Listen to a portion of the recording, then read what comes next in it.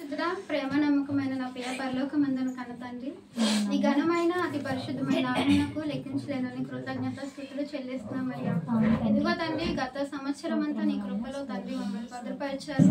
నూతన సంవత్సరంలోనికి మమ్మల్ని ప్రవేశపెట్టి తండ్రి నా దేవా నాని సంవత్సరంలో తండ్రి మొదటి నెలలో తండ్రి నాన్న రెండవ శనివారం మొదటి ఆన్లైన్ ప్రేయర్లు మమ్మల్ని అందరినీ సమకూర్చిన విధానమును బట్టి వందనాలు చెల్లించుకుంటున్నామయ్యా. ప్రార్థన ద్వారా పాటల ద్వారా మీరు మహిమ తెచ్చుకున్నారు అయ్యా. ఆరాధన ద్వారా తండ్రి మీ ఆత్మను మా మధ్య ఉంచి ఉన్నారు. వందనాలు తండ్రి. ఆత్మశక్తితో నీ దీన దాసుడు మాట్లాడిన మాటలు తండ్రి నాయన, నీ హృదయంలో ఉండే మాటలు తండ్రి, నీ తలంపులో ఉండే మాటలను మాతో మాట్లాడినందుకు మీకు వందనాలు. ఇదిగో తండ్రి నాయన, నన్ను మీరు నిలవబెట్టుకుని ఉన్నారు దేవా తండ్రి నాయన. ఎందు నిమిత్తం నిలవబెట్టుకున్నారు, ఏ మాటలు మాతో మాట్లాడినై ఉన్నారో తండ్రి, ఆ మాటలు వినడానికి వినగల చెవులు, గ్రహించే హృదయాన్ని, అవలంబించే జీవితాన్ని నాకు మాకు అనుగ్రహించండి అయ్యా. నేను వట్టిదాన్ని ప్రభు నా తండ్రి. తండ్రి దేవా, ఇదిగో నా కంఠ స్వరాన్ని తండ్రి మీరు వాడుకుంటున్నారు తండ్రి నా దేవా. నా నీ స్వరమును తండ్రి ప్రతి ఒక్కరు వినడానికి తండ్రి నాయన మీ కృప చూపించండి. అది మీ స్వరముగా తండ్రి నాన్న, మీ మాటలుగా తండ్రి నాన్న మిమ్మల్ని చూడటానికి సహాయం దయచేయమని బ్రహ్మాడుకుంటూ తండ్రి నాన్న, మీరు వెత్తబడుతున్న ప్రతి మాట మా హృదయం అనే మంచి నేల మీద పడి తండ్రి నాన్న అది ఫలించటానికి, అభివృద్ధి పొందటానికి సహాయం దయచేయమని, మహిమ ఘనత ప్రభావాలు మీరే పొందుకోమని ఈ చిన్న ప్రార్థన యేసుక్రీస్తు అతి పరిశుద్ధమైన నామమందు అడిగి వేడుకుంటున్నాను మా కన్న తండ్రి. ఆమేన్. తలిపేసిరా, కొద్దిగా చల్లగా ఉంది అంటే చలేస్తుంది. కిందటి ఆయిల్ ప్రేయర్ లో మనం ఏం మాట్లాడుకున్నామో గుర్తుందా ఎవరికైనా? నాకే గుర్తుంది. కిందటి ఆయిల్ ప్రేయర్ లో దేని గురించి మాట్లాడుకున్నాం మనం అంటే, క్రీస్తులో మనము సంపూర్ణులుగా ఏకత్వం పొందాలని దేవుడి కోరిక కదా. దేవుడు ఏమంటున్నాడు, అది ఎక్కడుంది? ఎఫెసీయులకు రాసిన పత్రిక 4, 11, 12 దగ్గర నుంచి మనం 4వ వచనం దగ్గర 4వ అధ్యాయము 11వ వచనం దగ్గర నుంచి మనం చదువుకున్నట్లయితే, క్రీస్తులో మనం అంట ఏకత్వం పొందాలంట, ఆయనలో అనుభవ జ్ఞానం గలవారుగా ఉండాలంట, అలాగే ఆయనలో ఏకత్వము అనుభవ జ్ఞానము సమానముగా ఉండాలి. అలా ఉంటేనే క్రీస్తు శరీర క్షేమాభివృద్ధి కలగడానికి దేవుడు మనల్ని ఒక్కొక్కరిని ఒక్కొక్క రీతిలో నియమించుకున్నారని మనం అక్కడ చూసుకున్నాం. దానిని బట్టి మనం ఒకవేళ ఎందుకు దేవుడు మనల్ని క్రీస్తులో ఏకత్వం పొందమంటున్నారు, ఎందుకు దేవుడు ఆయనలో అనుభవ జ్ఞానం గలవారుగా ఉండమంటున్నారు, ఎందుకు ఆయనలో మనల్ని ముందుకు నడిపించడానికి దేవుడు ఎందుకు అంత తాపత్రయపడుతున్నారు, ఎందుకు మనకి ఒక్కొక్కరికి ఒక్కొక్క తలంత ఇచ్చారు అని అంటే, ఆయన త్వరలో రాబోతున్నారంట. ఎవరు? యేసుక్రీస్తు ప్రభువుల ఆయన త్వరలో రాబోతున్నారు కాబట్టి ఆయనతో మనం అందరము ఏకమై ఎత్తబడాలి. కాబట్టి ఆ ఎత్తబడే గుంపులో దేవుడు మనల్ని చేర్చడానికి, అంటే మనల్ని విడిచిపెట్టడానికి కాదు కదా. ఆయన మనల్ని విడిచిపెట్టేటట్లుగా ఉంటే మనకి రక్షణ అనేది దేవుడు ఇవ్వరు. అయితే మనకి ఆయన వచ్చేసరికి సిద్ధపాటు కలిగి ఆయన వస్తున్న పరిశుద్ధ గుంపులోకి మనల్ని కూడా చేర్చడానికి మనము ఆయనలో ఏకత్వం పొందాలట, అనుభవ జ్ఞానం గలవారుగా ఉండాలనేసి చెప్పారు. మరి ఏ లక్షణాలు ఉంటాయి అంటే చాలా ఉన్నాయి బైబిల్లో. కొన్ని కోణాలు మనం చూసుకుంటే అవి మనలో ఉన్నాయో లేవో కూడా, చిన్న చిన్నవే కావచ్చు కానీ ఉన్నాయో లేవో మనకు తెలియదు. కాబట్టి అవైనా మనలో ఉన్నాయో లేవో, ఏంటా లక్షణాలు అనేది మనం చూసుకొని దానికి తగినట్లుగా ఉండడానికి సిద్ధపడదాము. పేతురు రాసిన 2వ పత్రిక, పేతురు రాసిన 2వ పత్రిక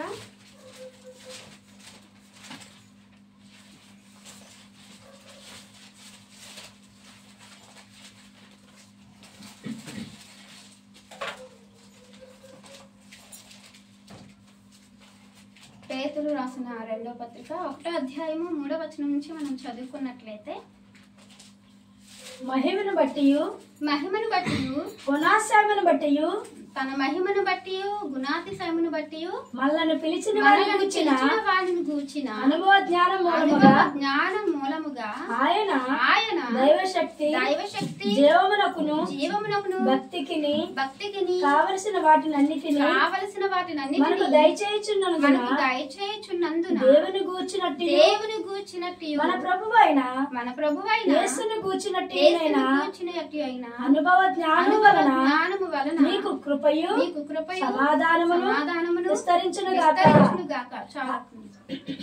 ఇప్పుడు అక్కడ మనం నేర్చుకున్నది ఏంటంటే గతంలోని దేవునితో ప్రభువుతో మనం ఏకత్వం పొందాలి, ఆయనలో అనుభవ జ్ఞానం కావాలి. ఆయనలో అనుభవ జ్ఞానం కావాలంటే ఆయన యొక్క గుణాతిశయములు అంటే గుణగణాలు మనకు తెలియాలి.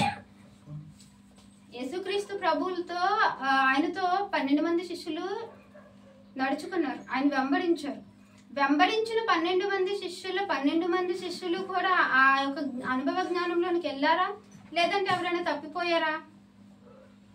12 మంది శిష్యులు యేసుక్రీస్తు ప్రభువు అని వెంబడించిన 12 మంది శిష్యుల్లో అందరూ ఆయనతో అనుభవ జ్ఞానం కలిగిన వారేనా, లేకపోతే ఎవరైనా తప్పిపోయిన వారు ఉన్నారా? తప్పిపోయిన వారు ఉన్నారు. ఎవరైనా చెప్పొద్దు.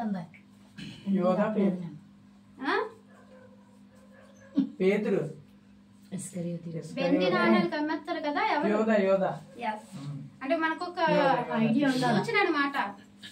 ఆ వ్యక్తి ఎవరు అనడానికి మనకి కావలసిన ఒక పాయింట్ ఏంటంటే వెండి నాణాలు. 30 వెండి నాణాలకి ఎవరు దేవుని ప్రభు నమ్మేశారు?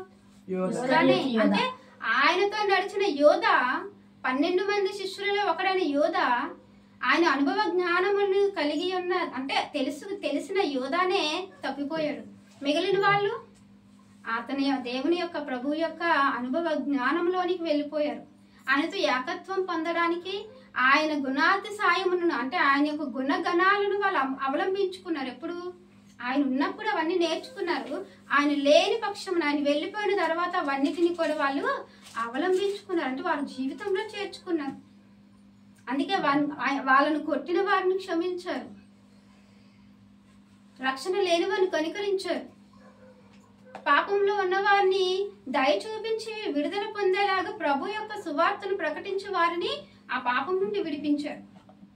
అవే మన ప్రభు అయిన యేసుక్రీస్తు యొక్క గుణగణాలు. వాటిని మనం ఎప్పుడైతే తెలుసుకుంటామో ఆ అనుభవ జ్ఞానంలోనికి మనం కూడా వెళ్తున్నట్టు అనమాట. అపోస్తులందరూ ప్రభువుని వెంబడించారు. అపోస్తులందరూ ఆయన యొక్క ప్రతి ఒక్క లక్షణాన్ని కూడా చూశారు. ఆయన ఎలా దయగలిగి ఉన్నారు, ఎలా ప్రేమించారు, ఎలా మాట్లాడారు.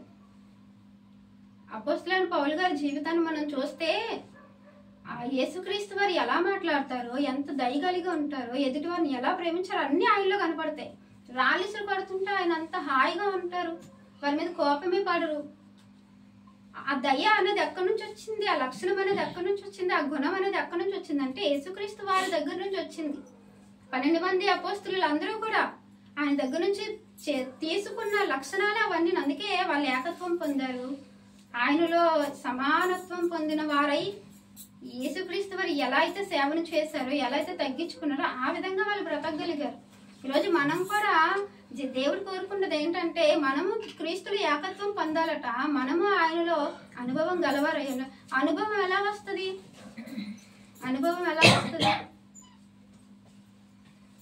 ఎలా వస్తుంది అంటే అందులో మనం నడిస్తేనే వస్తుంది.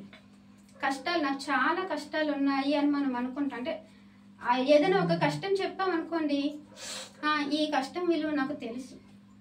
లేదా ఎదుటి వాళ్ళకి ఒక దెబ్బ తగిలింది, ఆ దెబ్బ తగిలిన నొప్పి వాళ్ళు చెప్తున్నప్పుడు ఆ దెబ్బ తగిలిన నొప్పి నాకు కూడా తెలుసు, నాకు అనుభవమే ఉందని అనేసి ఎందుకంటారు? ఒకనాడు నాకు ఆ దెబ్బ తగిలింది, దాని నొప్పి నేను భరించాను, అందుకే నువ్వు పడుతున్న ఆ నొప్పి ఆ బాధ నాకు తెలుసు. ఎందుకు? ఆవిడ కూడా పడింది కాబట్టి. దాన్ని అనుభవం అని అంటారు. చాలా మందికి అంటారు, మీకు జీవితంలో ఏం అనుభవం ఉంది? ఎందుకంటారు? చిన్నపిల్లల దగ్గర, యవనస్తుల దగ్గర, లేకపోతే కొత్తగా పెళ్ళయి టీనేజ్ లో ఉన్న వాళ్ళ దగ్గర. ఎందుకు? పెద్దవాళ్ళు అందరూ అంటారు మాకున్న అనుభవం మీకుందా అని అంటారు. ఎందుకు? అన్ని తరాల వారిని చూసి అన్ని సంవత్సరాలు మీ పడిన కష్టాలు, బాధలు, కుటుంబాన్ని నెట్టుకొచ్చే ఆ లక్షణాలు ఇవన్నీ వాళ్ళు ఉన్నాయి. అందులో సగమైన మీకు లేవురా. మాలో ఉండే అనుభవం మీకు సగమైనా లేదు. ఎందుకంటే అవన్నీ మీరు పడలేదు, అవన్నీ మీరు ఇంకా అనుభవించలేదు.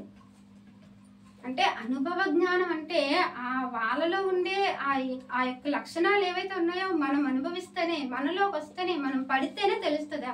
నా బాధ నీకు వస్తేనే కదా తెలిసేది. అరే నువ్వు పడితేనే కదా నా కష్టాలు ఏంటో నీకు తెలిసేది. నీకే హాయిగా కాలు మీద కాలేసుకుని కూర్చుంటున్నావు.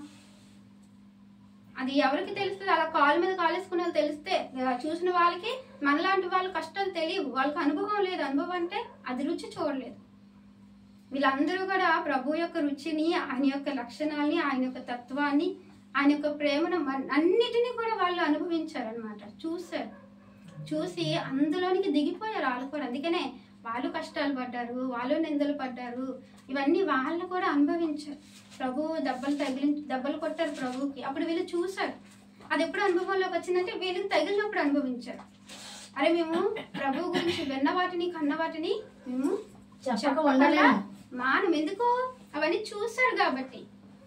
ప్రభు ఎలాగైతే మమ్మల్ని రక్షించుకోవడానికి, మమ్మల్ని తప్పించుకోవడానికి ఇవన్నీ పడ్డారో, మేము మిమ్మల్ని రక్షించడానికి, మిమ్మల్ని తప్పించడానికి మేము పడతాం. మరి కొడితే కొట్టండి. ఆ అనుభవం అనమాట. ప్రభు కొట్టించుకున్నారు, మేము కొట్టించుకున్నాం. అనుభవం. ఆయనకి ఆ దెబ్బల యొక్క బాధ తెలుసు, మాకు ఆ దెబ్బల యొక్క బాధ తెలుసు. అది అనుభవం. ఈరోజు మనల్ని కూడా దేవుడు అంటే మనల్ని కొట్టించుకోవాలి కదా. అవసరమైతే తప్పదు, తల వంచేయాల్సిందే. అవసరమైతే మనం కూడా తప్పదు. తల వంచినప్పుడే మనం అనుభవ జ్ఞానంలోకి వెళ్ళినట్లు. అంటే ఆ దెబ్బలు మనకు కూడా తెలుస్తాయి, అందరూ మనకు కూడా తెలుస్తాయి. దేవుడు అదే కోరుకుంటున్నారు మన నుంచి. ఆ లక్షణాలు ఏంటో మనం ఇక్కడ చూసినట్లయితే, తన మహిమను బట్టి, అంటే తన అంటే దేవుని మహిమ అన్నమాట.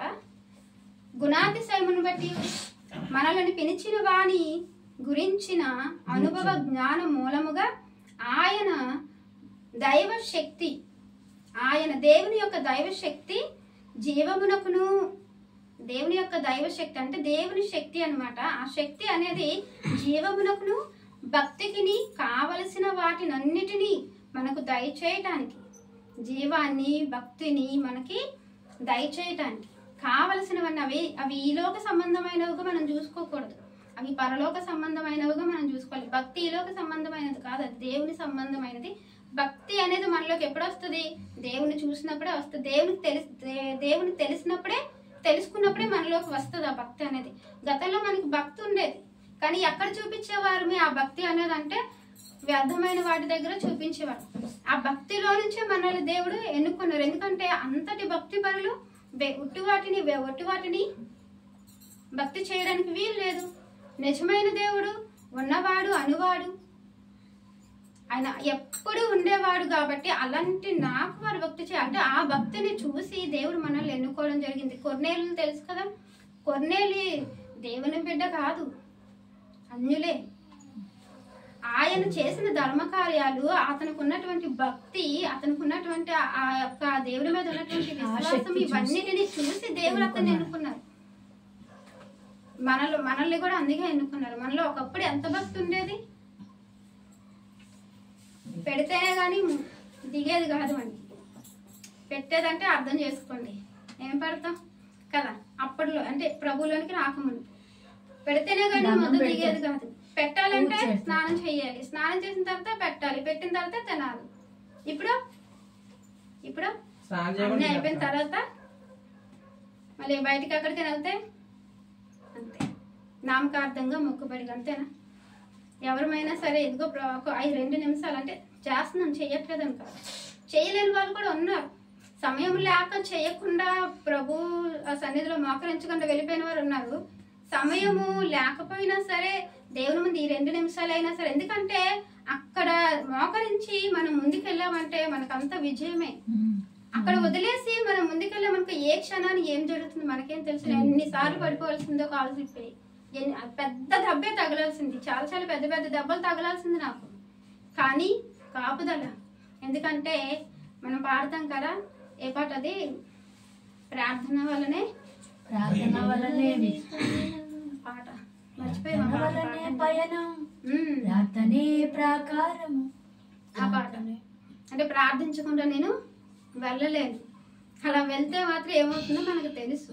అందులో మనం అనుభవ జ్ఞానులమై ఉన్నాం. ఎందుకు ప్రార్థన చేయకుండా, దేవుని తలుచుకోకుండా, దేవునికి అప్పచెప్పకుండా మనం ముందుకు అడిగేసామనుకో ఏం జరుగుతుంది? ఆ కార్యము విఫలమైపోద్ది, లేదా ఏదో ఒకటి జరుగుతుంది. ఇది మనకి అనుభవం, ఎందుకంటే పడ్డాం కాబట్టి. అందుకే మనం ఎక్కడికి వెళ్ళినా సరే 2 నిమిషాలే, ఎంత మాత్రం కాదు. అక్కడ ప్రయాణం అయినప్పుడు ఏ మాట పలకాలో ఆ మాట మనకు తెలుసు. అది పలికి దేవునికి అప్పచెప్పి మనం వెళ్తే ఆయన కాపుదల మన వెంట ఉంటుంది, ఆయన సన్నిధి మన వెంట ఉంటుంది. సబ్జెక్ట్ అది కాదు అంటే చెప్తున్నాను. అందులో మనము అనుభవ జ్ఞానులం అయ్యి ఉన్నాం కాబట్టే పాదం బయట పెట్టేటప్పటికి ప్రవ్వా ఇగో మేము వెళ్తున్నాం, మాతో మీ సన్నిధి ఉంచండి, ఏ అపాయం రాకుండా సురక్షితంగా మా గమ్యాన్ని చేర్చండి. చేర్చిన తర్వాత అయ్యా మీ కాపుదల వల్ల మేము ఈ గమ్యాన్ని చేరుకున్నాం. మళ్ళీ ఇంటికి వెళ్ళిన తర్వాత అంతే కదా. అంటే ఆ సబ్జెక్ట్కి అక్కడ అలాగా ఆ ప్రార్థన సరిపోతుంది. మనం గంటలు చెయ్యక్కర్లేదు, అక్కడికి అలా చాలు. ఇక కుటుంబ ప్రార్థన అంటారు, లేకపోతే ఇంకా అంశాల ప్రార్థన, ఇవన్నీ మన ఇష్టమే ఇతరుల గురించి చేసేటప్పుడు. కాబట్టి దీనిలో మనం అనుభవ జ్ఞానులమై ఉన్నాం. ఇంకా ఇక్కడ చూసినట్లయితే మనకి ఏంటంటే దేవుని యొక్క అనుభవ జ్ఞానము, క్రీస్తుని గురించినటువంటి అనుభవ జ్ఞానము, అయితే ఆ తర్వాత మీకు కృపయు సమాధానము విస్తరించును కాగా. ఎప్పుడైతే ఆయన యొక్క అనుభవ జ్ఞానంలోకి మనం వెళ్తామో ఆయన సమాధానము, ఆయన కృప మన మీద విస్తరిస్తుంది. అంటే అభివృద్ధి ఎక్కువ అవుతుంది అనమాట. విస్తరించడం అంటే పెరుగుతుంది, అంతేనా? విస్తరించడం అంటే పెరగడం అనమాట. ఆ తర్వాత ఆ మహిమ గుణాతిశయమును బట్టి ఆయన మనకు అమూల్యములను అత్యధికములైన వాగ్దానములను అనుగ్రహించి ఉన్నాడు.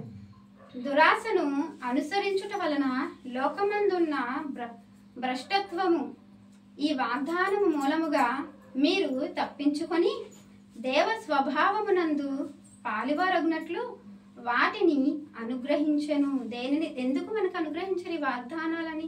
ఏ వాగ్దానము? భూమి మీద నీ కష్టాజితం నువ్వు అనుభవిస్తావు, నీ సంవత్సరాలు అధికమవుతాయి, ఇవి కాదు.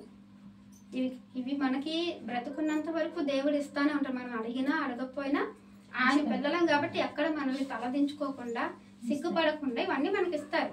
ఇక్కడ చెప్పే వాగ్దానములు అనేవి పరసంబంధమైన వాగ్దానములు.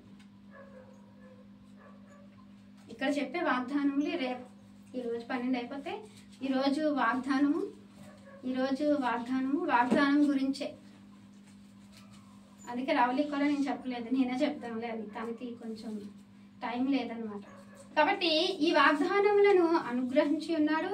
మనకేంటంటే దురాశను అనుసరించుట వలన లోకమందున్న భ్రష్టత్వమును ఈ వాగ్దానం మూలముగా మీరు తప్పించుకొని దైవ స్వభావమునందు పాలివారొకటి. మనం దేనికి పిలువబడ్డామంట?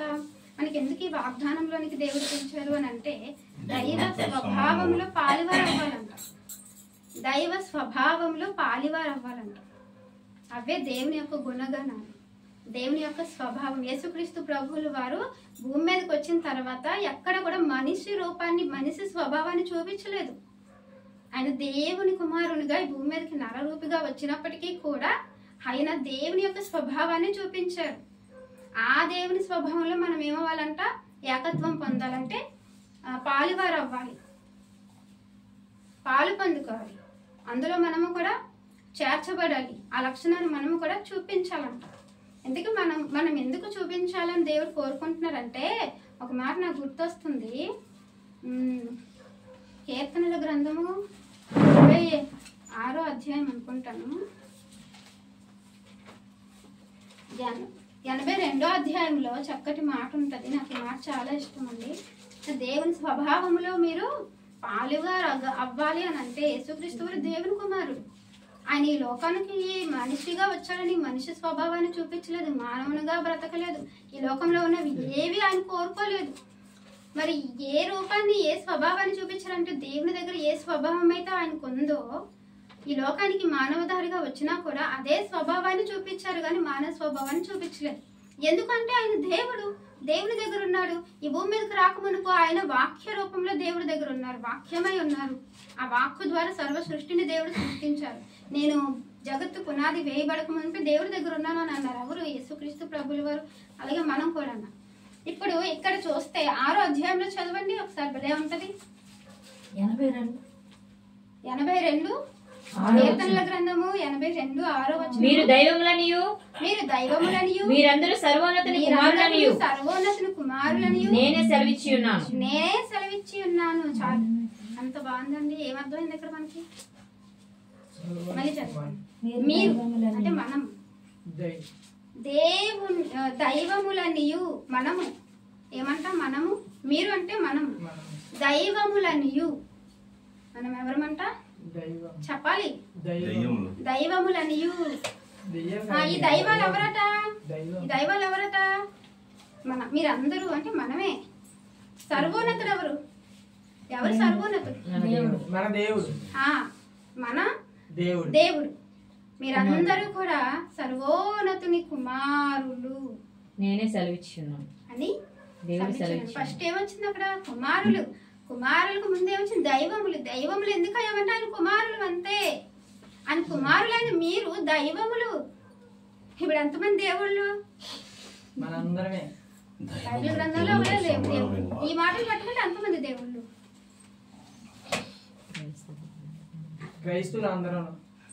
ఆ దైవత్వాన్ని చూపించుకోమంటే, అంటే ఇప్పుడు మనం దైవములు.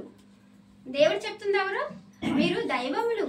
మీరు దైవములని ఎవరు చెప్పారట? నేనే సెలవిస్తున్నానంటే దేవుడు పరిశుద్ధాత్మ ద్వారా సెలవిచ్చిన మాట ఏంటంటే, మీరు నాకు ఈ మాట ఎన్నిసార్లు చదివినా తనివి తేరదు, మళ్ళీ చెప్తున్నాను. మీరు దైవములని, మీరందరూ సర్వోన్నతుని కుమారులని నేనే సెలవిచ్చుచున్నాను.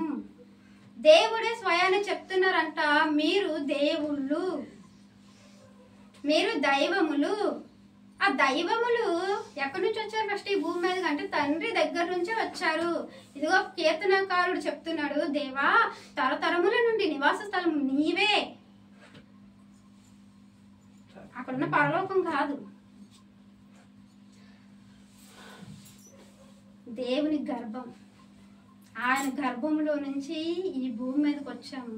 మధ్యవర్తులుగా తండ్రి తల్లి. ఏంటండి? దేవుని పిల్లలమే, దైవ స్వభావము గలవారమే, దేవుని యొక్క గర్భము నుండి లోకానికి వచ్చిన వారమి. మీరు దైవ స్వభావముగా కలిగి ఉండాలి. ఆ దైవ స్వభావంలో పాలివారై ఉండాలంటే యేసుక్రీస్తు వారిని మనం జ్ఞాపకం తెచ్చుకోవాలి. ఎందుకంటే ఆయన అక్కడి నుంచి వచ్చినప్పటికీ, శరీరధారిగా వచ్చినప్పటికీ, పాప శరీరాన్ని ధరించుకున్నప్పటికీ ఎక్కడ ఆయనలోని పాపం లేదు, ఎక్కడ ఆలోచన లేదు. మాటలో గాని, చూపులో గాని, ప్రవర్తనలో గాని, కోపములో గాని, కోపపడుడే గాని పాపము చేయకూడదు. యేసుక్రీస్తు ప్రభుల వారు కోపడ్డారా? ఒక దగ్గర కోపడ్డారు. ఎక్కడ? దేవాలయం దగ్గర. మీకు అడిగాను నేను. ఎద్దరు దూరిపోతాను మధ్యలో. మేమెప్పుడు నేర్చుకుంటాం.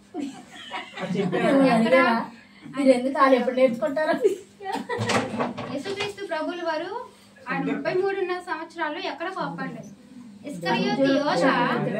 ఇస్కరియోతు యోధ ఆయన అప్పచెప్పడానికి సిద్ధపడినప్పటికీ కోపడలేదు. అపవాదినికి చోటిచ్చినప్పుడు కోపడలేదు. కానీ ఒక్క దగ్గర మాత్రం కోపపడ్డారు. కోపపడి పాపం చేయకూడదు. అక్కడ కోపపడ్డారు, అందులో పాపం చేయలేదు. దేవాలయం తండ్రి, నా తండ్రి ఏంటిది మీరు మారుస్తున్నారు. అప్పుడు ఏం చేశారు? అక్కడ దొంగల గుహంలో మార్చిన వాళ్ళు, అక్కడ రోకలు అమ్మిన వాళ్ళు, లేకపోతే గువ్వలు అమ్మిన వాళ్ళు కొట్టేశారా ప్రభువుల వారు?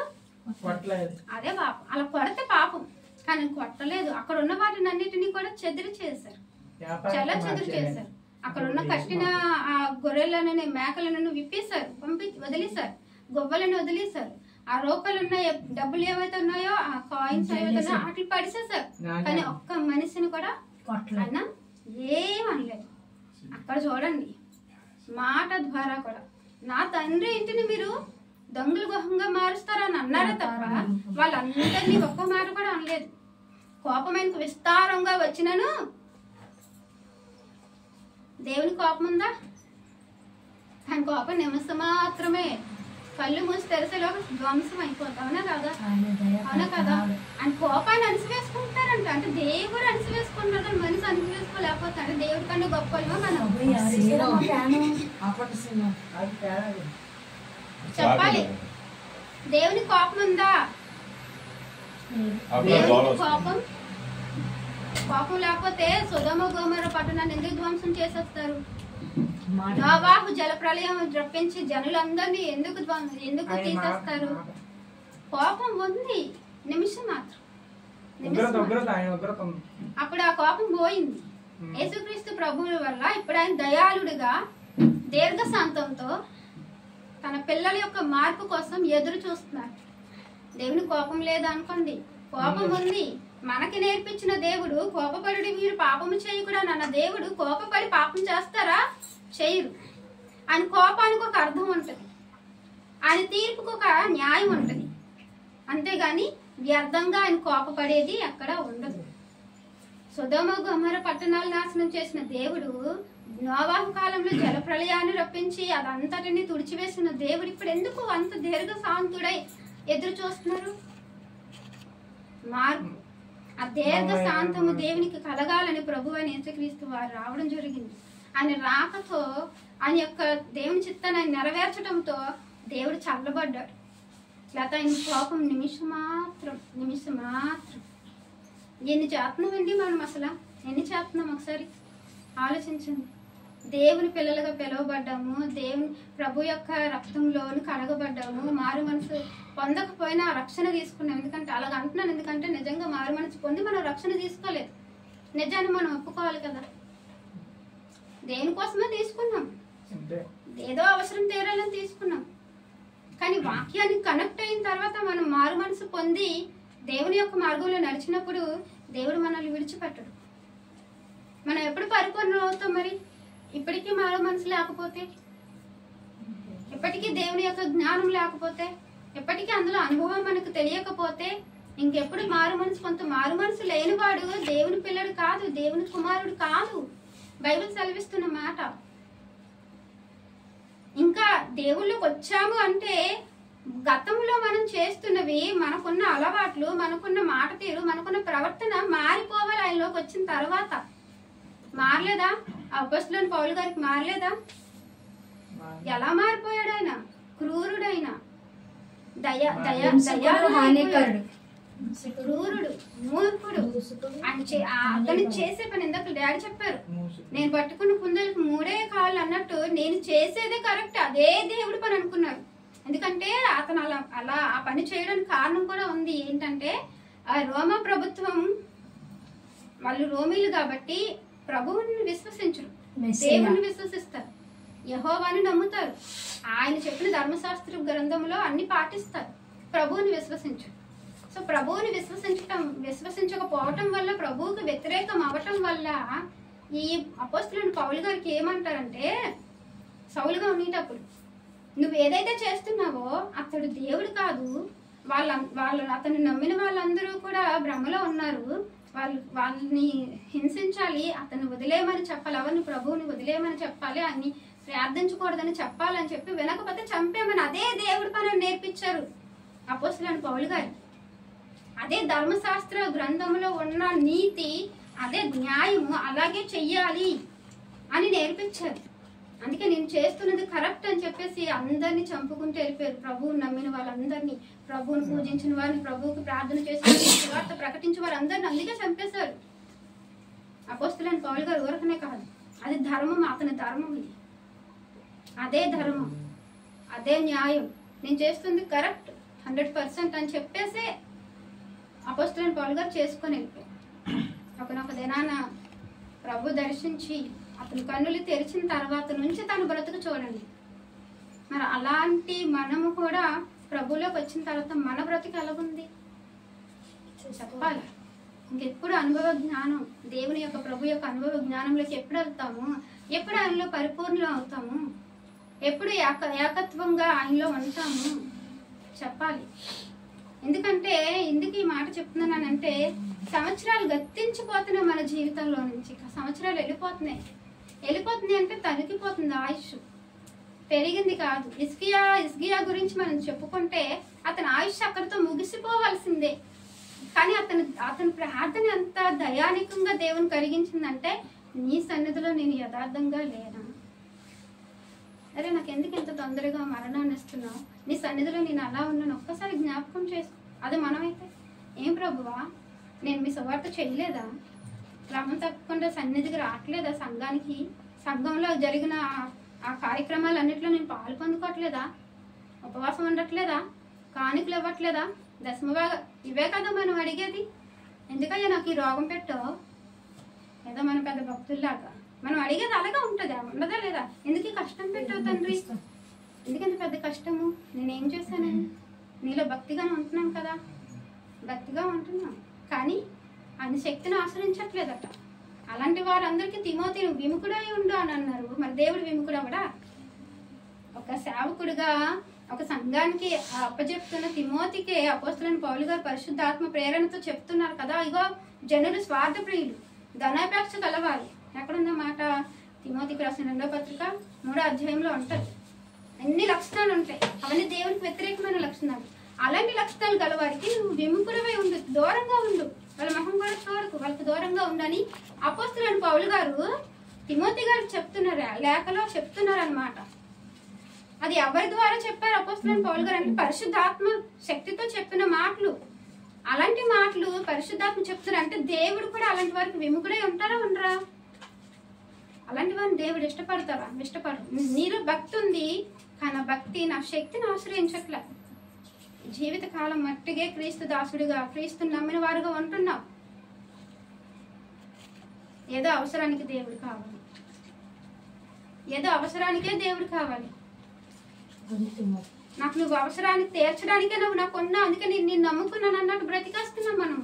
సంవత్సరాలు గతించిపోతున్నా, మన ఆయుష్ తరిగిపోతున్నా, దేవునిలోనికి వచ్చినా, దేవుని యొక్క వాక్యం తెలుసునా, మనం ఎందుకు దేవుని వాక్యాన్ని వినాలి, ఎందుకు మందిరానికి రావాలి, ఎందుకు ప్రభు బలలో మనం చేయి పెట్టాలని తెలిసినా కూడా మనం ఎలాగుంటున్నామట?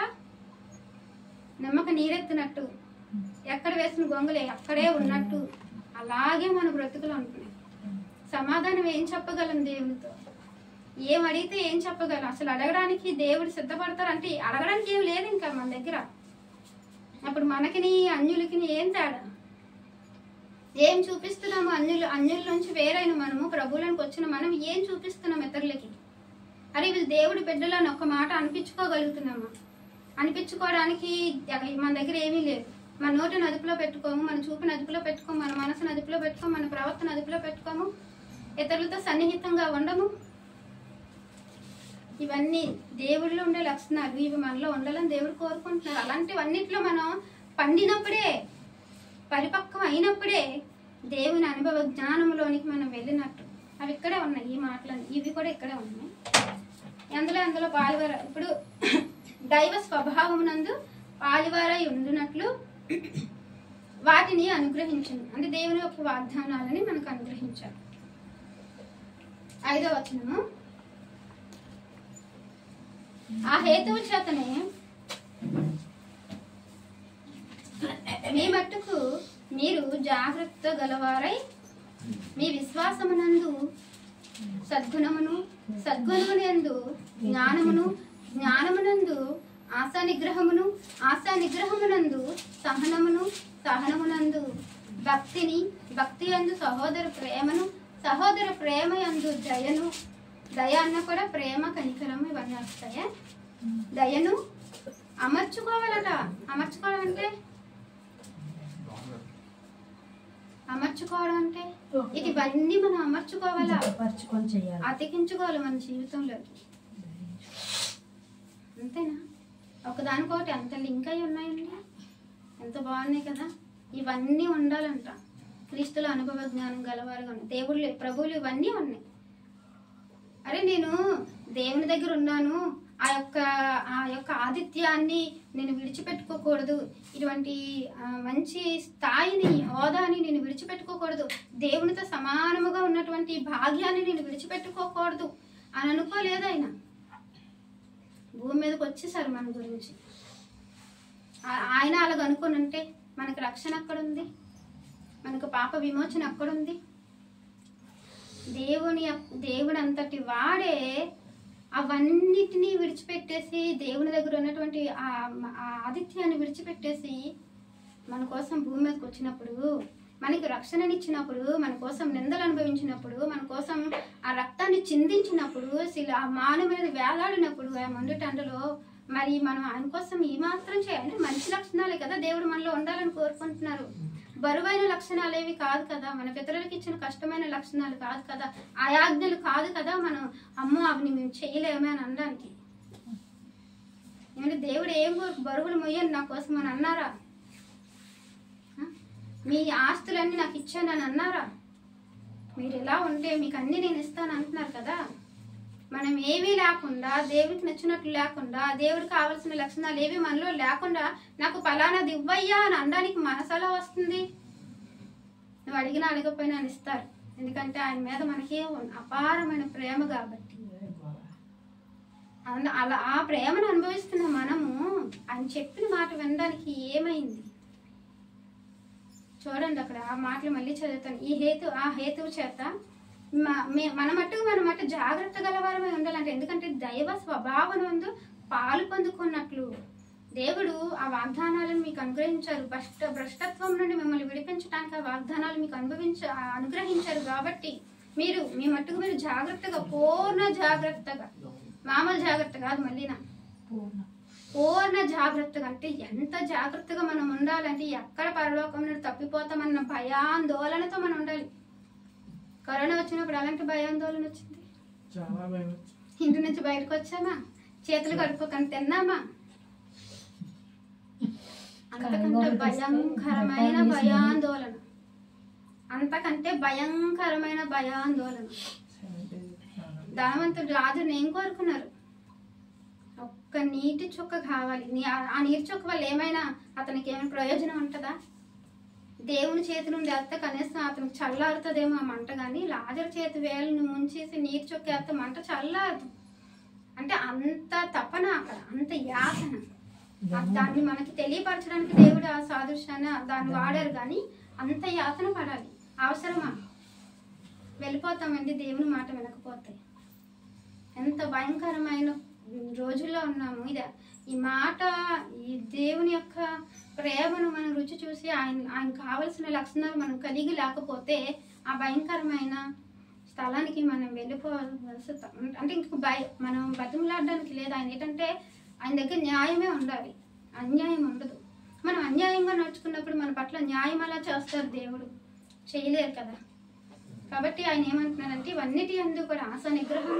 మనం దేన్నైతే ఎదురు చూస్తున్నామో ఇప్పుడు మన జీవితంలో ఏదో జరగట్లేదు, అది జరగట్లేదని మనం ఏం చేయాలంటే దానికోసము ఆశా నిగ్రహం కలిగి ఉండాలి. ఇస్తారులే, ఏదో ఒక రోజు నాకు ఇస్తారులే అన్న నిగ్రహం కలిగి ఉండాలంటే, నిగ్రహాన్ని ఏమంటారు? నిగ్రహం, ఆశ నిగ్రహం. అంటే మనం దేనైతే కోరుకున్నా దానికోసం ఆశ కలిగి ఉన్నాము, ఆ ఆశ యందు నిగ్రహం కలిగి ఉండాలి, పట్టుదల కలిగి ఉండాలి. ఆ తర్వాత దాని యందు సహనము కలిగి కూడా ఉండాలి. సహనం ఉంటేనే నీలో ఉండే ఆ నిరీక్షణ అనేది నిలబడుతుంది, ఆశ నిగ్రహం అనేది నిలబడుతుంది. నువ్వు ఆశించిన దాన్ని నువ్వు పొందుకోవడానికి నీలో ఆ నిరీక్షణ, ఆ సహనము అనేది నీ దగ్గర ఉండాలి. ఆ తర్వాత భక్తి కూడా ఉండాలి. దాంతోపాటు సహోదర ప్రేమ. నువ్వు ఎంత సేవ చేస్తున్నా, ఎన్ని ప్రసంగాలు చేస్తున్నా, సువార్త చేస్తున్నా, ప్రేమ లేనివాడు అంతే కదా. అంటే ఇవన్నిటికీ మూలం ఏమై ఉండాలట? ప్రేమ, దయ కలిగి ఉండాలంట. ఏమండి? ఇవి లేకపోతే మనలో ఎన్ని ఉన్నా సరే వ్యర్థమేనంట. ఇంకా చూస్తే ఇవన్నిటిని మనం అమర్చుకోవాలి. అమర్చుకోవడానికి ఏమంటారు? సెట్టింగ్ చేసుకోవాలి. సెట్టింగ్ అయినా సెట్టింగ్. ఇప్పుడు ఒక వస్తువు కొనుక్కున్నాము, అది ముక్కలుగా వచ్చింది, దాన్ని ఏం చేస్తాము? అమర్చుతాం. ఎక్కడ ఏ పార్ట్ మనకి కావాలో ఆ పార్ట్ మనము అమర్చుకొని దానికి ఒక ఆకారం చేసి దానికి మనకు కావాల్సిన వస్తువుగా మార్చుకొని దాని మీద ఏమైనా పెట్టుకుంటాం. గిన్నెల స్టాండ్ అందరికీ తెలుసు కదా, అది ఎలా వస్తుంది? బుక్ చేసినప్పుడు, కొనుక్కునేటప్పుడు అవి ఏ పార్ట్ ఆ పార్ట్ తీసేసి దాన్ని అమర్చి దాని మీద మనకు కావాల్సిన సిద్ధపరచుకుంటాం. ఇప్పుడు దేవుడు కూడా ఇవన్నిటిని కూడా మనల్ని అమర్చుకోమంటున్నారు. అవన్నిటిని మీలో పెట్టుకోండి. పెట్టుకున్నంత మాత్రాన్ని కదా చూపించండి. అదనమాట అమర్చుకోవడం. తర్వాత ఇవి మీకు కలిగి విస్తరించిన ఎడల అవి మన ప్రభువైన యేసుక్రీస్తును గూర్చిన అనుభవ జ్ఞాన విషయంలో, చూడండి ఇక్కడ, ఇవి మీకు కలిగి విస్తరించిన ఎడల అవి మన ప్రభువైన యేసుక్రీస్తు గురించిన అనుభవ జ్ఞాన విషయంలో మిమ్మును సోమరులైనను నిష్ఫలులైనను కాకుండా చేయను. ఎంత బాగుందండి మాట. ఇవన్నీ ఉండటం వల్ల మనం సోమరులు అవమాట. నిష్ఫలులు అంటే పనికిరాని వాళ్ళుగా ఉండరు. ఎందుకు పనికిరాని వాళ్ళు? ఇది నిష్ప్రయోజనం. ఎందుకు పనికిరాదు? నిష్ప్రయోజనము అన్నదానికి ఒక వస్తువు గురించి దేని గురించి చెప్తారు. నిష్ఫలులు అంటే ఒక మనుషుల గురించి. అంటే మనం ఇవన్నిటిని కలిగి ఉండటం వల్ల, ప్రభుని యొక్క అనుభవ జ్ఞానంలో మనం ఉండటం వల్ల ఆ విషయంలో మమ్మల్ని ఏవైతే దేవుని లక్షణాలు ఉన్నాయో అవి సోమరులుగా కానీ నిష్ఫలులుగా కానీ కాకుండా చేస్తాయంటే కాపాడుతాయి, మనల్ని దేవుడికి దగ్గరగా ఉంచుతాయి. దేవుని గురించి తెలిసిన వాళ్ళు ఎవరైనా సరే, దేవుని కోసం బ్రతకాలనుకున్న ఎవరైనా సరే పరిశుద్ధాత్మను పొందుకుంటారు. ఆ పరిశుద్ధాత్మ ఊరకనే ఉండనమాట. పరిశుద్ధాత్మ పొందుకున్న ఎవరైనా సరే సోమరులుగా ఉండరు, నిష్ప్రయోజనులుగా ఉండరు, దేవునికి పనికొచ్చేవారుగా ఉంటారు, దేవుని పనిలో నిత్యము ఉంటారు. బాధ్యత తెలిసినోడు ఏం చేస్తాడు? కష్టపడడానికి వెళ్తాడు. బాధ్యత తెలియని వాళ్ళు ఇంట్లో కూర్చుంటారు. దేనికి దానికి సింకింగ్ అనమాట. బాధ్యత తెలియదు, అక్కడ ఏం చేస్తాడు? ఇంట్లో పడుకుంటాడు. ఉన్నదాన్ని తినేస్తాడు. అలగొకలా ఏదో పూట పెట్టేస్తుంది కదా, తినేస్తాం పడుకుంటాం అని అనుకుంటారు. ఎందుకు? బాధ్యత తెలీదు. అందుకని వాడు సోమరిగా తయారైపోయాడు. లేదా అమ్మ బాబు సంపాదించింది ఉంది, కూడబెట్టేశారు బాగా, ఎవరు తినాలి, నేనెందుకు కష్టపడాలి అని చెప్పి సోమరుడుగా ఆ కష్టపడిందంతా తింటాడు. అవునా? అప్పుడు ఏమయ్యాడు? పనికి రానోడు అయ్యాడు. పనికి వెళ్ళినోడు కాదు, పనికి రానోడు, పని తెలియనోడు అయిపోతాడు. సోమరు ఏమైపోతాడు? పని తెలియని వాడు అవుతాడు, నిష్ఫలుడు అయిపోతాడు. వాడి వల్ల ప్రయోజనం ఏమి ఉండదు. కానీ దేవుని లక్షణాలు మనలో ఉన్నప్పుడు, దేవుని అనుభవ జ్ఞానంలోనికి మనం వెళ్ళినప్పుడు, ఆ అనుభవ జ్ఞానం అనేది మనల్ని సోమరులుగా ఉంచుతుంది. దేవుని పనిలో కొనసాగిస్తూ మనల్ని నడిపిస్తూ ఉంటుందట ఆ లక్షణాలు. దానివల్ల మనం నిష్ఫలులుగా కాకుండా దేవునికి సాధనాలుగా ప్రయోజనకరమైన జీవితాలు మనం జీవిస్తామంట. ఎంత బాగుందండి. ఇవన్నీ ఉంటే అప్పుడు మనం ఏమవుతాం? ప్రభు యొక్క సంపూర్ణతలో ఏకత్వం పొందుతాం. అంటే ఆయనకి సమానులం అవుతాం.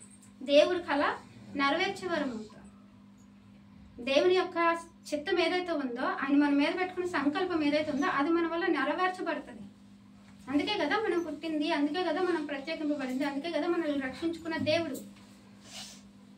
కాబట్టి ప్రియమైన దేవుని వాళ్ళరా, తర్వాత ఇవి ఎవనికి లేకపోవును వాడు తన పూర్వ పాపములకు శుద్ధి కలిగిన సంగతి మరచిపోయి గుడ్డివాడును దూరదృష్టిగా లేనివాడు నవ్వును.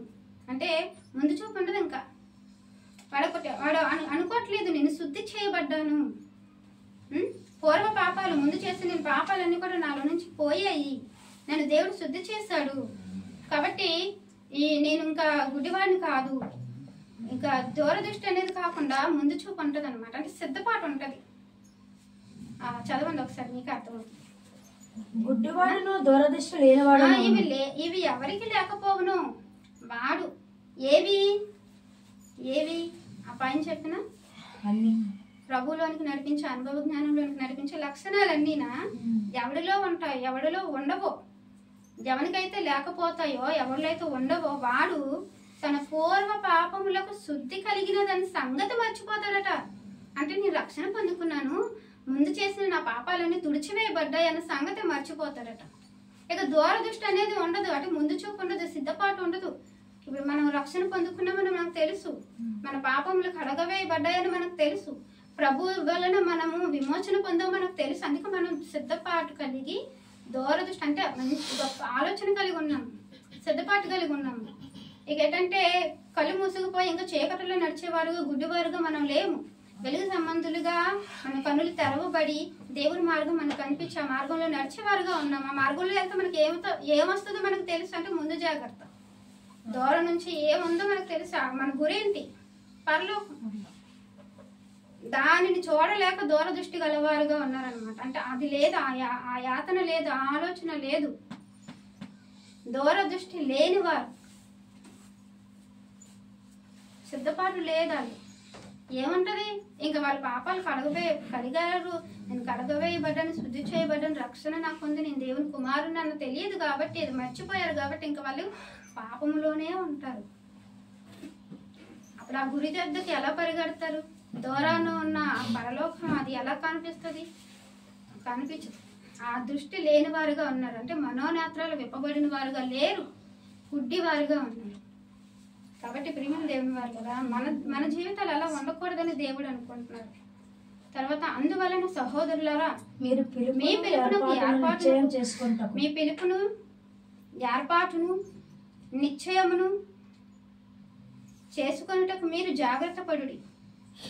సహోదరులారా అందు గురించి అనంటే అలాంటి వారుగా మీరు ఉండకుండా మీరు ఎలా ఉండాలంటే మీ పిలుపును ఏర్పాటును నిశ్చయము చేసుకొనుటకు మరీ జాగ్రత్త పడుడి. ఎంత బాగుందో! మీరిట్టి క్రియలు చేయువారైతే ఎప్పుడునూ తొట్టిల్లరు. అలాగున మన ప్రభువును రక్షకుడునైన యేసుక్రీస్తు యొక్క నిత్య రాజ్యంలో ప్రవేశము మీకు సమృద్ధిగా అనుగ్రహింపబడును. ఇప్పుడు క్లారిటీ వచ్చిందా? దూరదృష్టి కనపడుతుంది.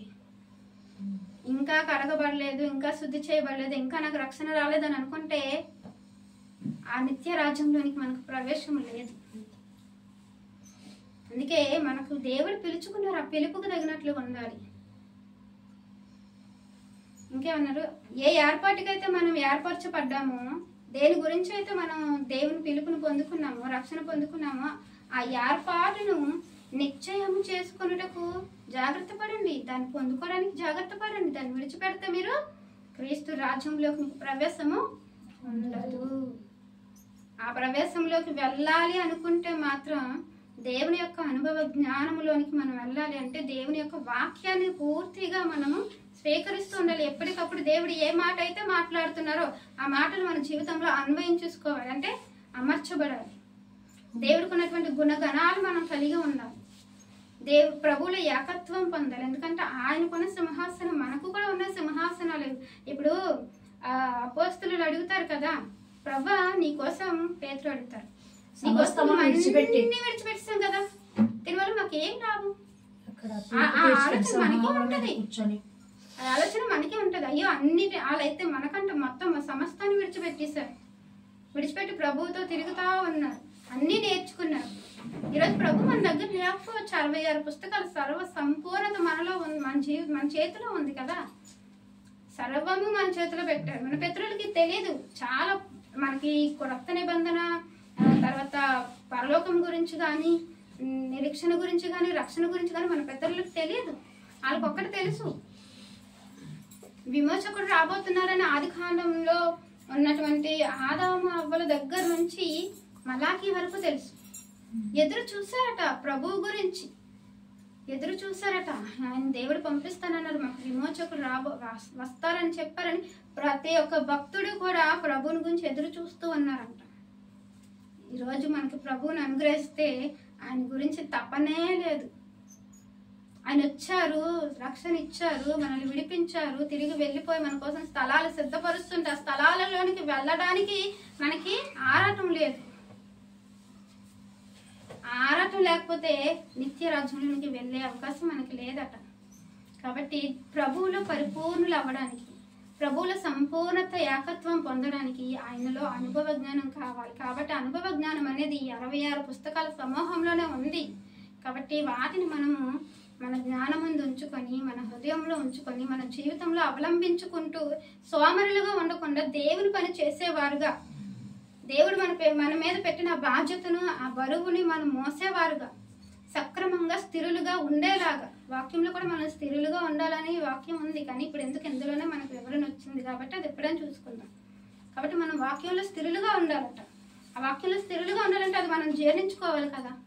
జీర్ణించుకుంటేనే కదా మనకి అది మన క్రియ రూపంలో మనం చూపించుకోగలుగుతాం. కాబట్టి దేవుడు చెప్తున్నటువంటి ఈ లక్షణాలన్నీ మనం కలిగి ఉండి మన కోసం ఏర్పరచబడినటువంటి నిత్య రాజ్యంలోనికి మనకు ప్రవేశం ఉంది. కాబట్టి ఆ ప్రవేశాన్ని మూసివేసుకోకుండా, మనకు ఇచ్చిన ఆ కిరీటం అనేది ఎవరును అపహరించకుండా జాగ్రత్తగా మన యొక్క దైవత్వాన్ని కాపాడుకోవడానికి మరి సిద్ధపడాలని ఈ వాక్య సందేశాన్ని నేను ముగిస్తున్నాను. కళ్ళు మూసుకున్నట్లయితే ప్రార్థన చేస్తున్నాము. మహాపరిశుద్ధుడా, ప్రేమ నమ్మకమైన నా ప్రియ పరలోకమందున తండ్రి, నీ ఘనమైన అతి పరిశుద్ధమైన నామమునకు లెక్కించలేని కృతజ్ఞతాస్తుతులు చెల్లిస్తున్నాను తండ్రి. దేవా, ఇంతవరకు మమ్మల్ని తండ్రి నా దేవా నాయన మరి ఇట్టి రీతిలో సిద్ధపరిచారు తండ్రి నా దేవ. మొదటి వర్తమానంలో తండ్రి చక్కనైన మాటలు మాకు మాట్లాడారు ప్రవ్వా నా తండ్రి. మరలా కూడా ప్రవ్వా నా తండ్రి నాయన మీరు మాట్లాడి ఉన్నారు ఆయన. క్రీస్తుతో సమానంగా మమ్మల్ని చూస్తున్నారు, నీ బిడ్డలు అంటున్నారు, దైవములు అంటున్నారు, ఆ దైవత్వాన్ని కలిగి ఉండమంటున్నారు. ఎప్పుడైతే మేము ఆ దైవత్వాన్ని కలిగి ఉంటామో అప్పుడే తండ్రి నీ ప్రియ కుమారుల్లో మేము ఏకత్వం పొందగలుగుతాము, ఆయనలో అనుభవ జ్ఞానాన్ని పొందగలుగుతాము, ఆయనతో నడుచుకోగలుగుతాము. ఆయన మాకు ఇచ్చినటువంటి ఆ బాధ్యతలో మేము పాలు పొందుకోగలుగుతాం ప్రవ్వా తండ్రి నాయన. పరిశుద్ధుల గుంపులో చేర్చబడతాం, నిత్య రాజ్యానికి తండ్రి నాయన మాకు ప్రవేశము కలిగి ఉన్నది. ఆ ప్రవేశంలోనికి వెళ్ళగలుగుతాము కనుక ప్రవ్వా అయ్యా మా చేతిని విడవకుండా ప్రవ్వా తండ్రి ఆ అనుభవ జ్ఞానంలోనికి మమ్మల్ని నడిపించమని నాయన. అందులోకి నడవడానికి తండ్రి నీ పరిశుద్ధాత్మను మాకు వాగ్దానముగా వరముగా ఇచ్చి ఉన్నారు. ఆయనను తండ్రి నాయన పొందుకోవడానికి నిత్యము ఆయనతో సహవాసం చేస్తూ ఆయనలో నడవటానికి ఆయన నడిపించే మార్గంలో సర్వసత్యంలో తండ్రి నాయన మేము ఉండటానికి సహాయం అనుగ్రహించి బ్రతిమాలుకుంటూ తండ్రి నాయన నన్ను ప్రోత్సహిస్తున్న సంఘమును అయ్యా తండ్రి తల్లిదండ్రులను కూడా మీరు జ్ఞాపకం చేసుకోండి. ప్రతి ఒక్కరిని తండ్రి మీరు ఏర్పరచుకున్నారు, ప్రతి ఒక్కరిని మీరు పిలుచుకున్నారు ప్రభా. అయా పిలుపుకు తగినట్లుగా ఆ ఏర్పాటుకు తగినట్లుగా తండ్రి నాయన ఒక నిశ్చయతను కలిగి మేము దేవుడి కొరకు ఈ రీతిలో వాడబడాలని తండ్రి నాయన ప్రతి ఒక్కరు తీర్మానం చేసుకొని అయ్యా తండ్రి ఎన్నో సంవత్సరాలు తండ్రి మమ్మల్ని దాటిపోయే ఏ సంవత్సరంలోనూ మీకు వాడబడలేదు తండ్రి. మీరు ఇచ్చిన తలంతను మమ్మల్ని మేము భూమిలో కప్పిపెడుతున్నాం ప్రభా.